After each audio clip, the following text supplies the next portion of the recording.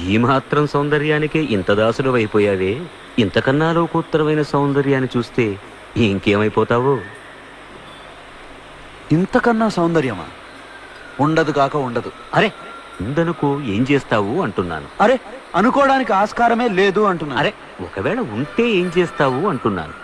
ఇంతకన్నా ఆనందప్రదమై, ఆద్యంత రహితమై, అనంతమై, నా హృదయమంతా నిండి నన్ను తనలో నింపుకునే సౌందర్యమే ఉంటే అరే ఉండదయ్యా స్వామి. అరే ఉంటే ఏం చేస్తావయ్యా? ఆ సౌందర్యానికే దాసోహం అంటాను. అయితే రా చూపిస్తాను. పద చూస్తాను.